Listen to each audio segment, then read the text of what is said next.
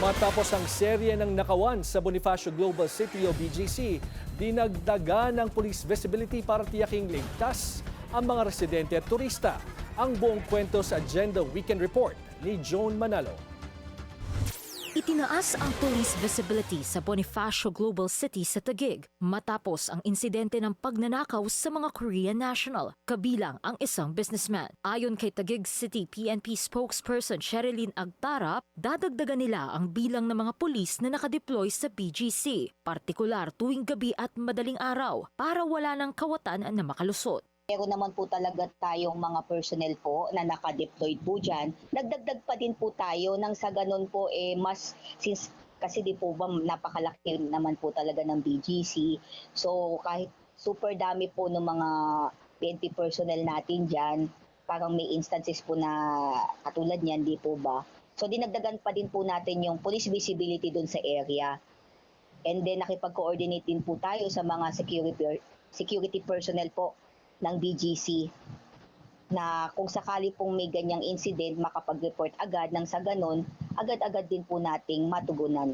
Bukod pa sa Taguig PNP ay magde-deploy rin daw sila ng mga District Mobile Battalion mula sa Southern Police District. Ayon sa datos, napapadalas ang naiuulat na nakawan sa 9th Avenue Corner 11th Drive sa BGC. May isa na namang insidente dakong 11:40 PM nitong May 17 kung saan hinarang ng mga nakamotor na suspect ang biktimang Korean national. Tinangay ng mga suspect ang luxury crossbody bag ng mga Koreano na nagkakahalagang mahigit 200,000 pesos. Identified na po itong mga suspects natin and nakapag-file na rin po ng charges. Nagkaroon din po ng follow-up.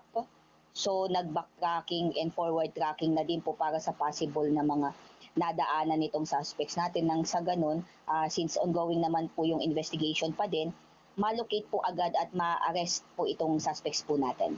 Dagdag pa ni Agtarap, nakatulong din ang mga kuha ng CCTV at salaysay ng mga witness para agad na matukoy ang mga suspect. Nagkaroon din ng pagpupulong ang PAOK, DOT at PNP kasama ang mga opisyal ng Korean Embassy sa bansa kaugnay ng insidente. Sa pahayag ng PAOK, mas hihigpitan pa raw nila ang mga tourist security desk sa bansa para maiwasan ang mga kaso ng pagnanakaw. May mga rekomendasyon din ito para sa PNP, kabilang na ang paglalagay ng multilingual safety signage sa mga paliparan, hotel at terminal at pagkakaroon ng training para sa tourist security management. Pinaalalahanan din ng South Korean Embassy ang mga Koreano sa Pilipinas na iwasan muna ang paglabas tuwing gabi at madaling araw para sa kanilang kaligtasan. May building circular naman ang 2 Lafayette Square condominium sa Salcedo Village dahil umano sa pagdami ng hold-up incident sa lugar. Ayon sa pamunuan ng kondo, isa sa kanilang tenant ang muntik nang mabiktima ng riding in tandem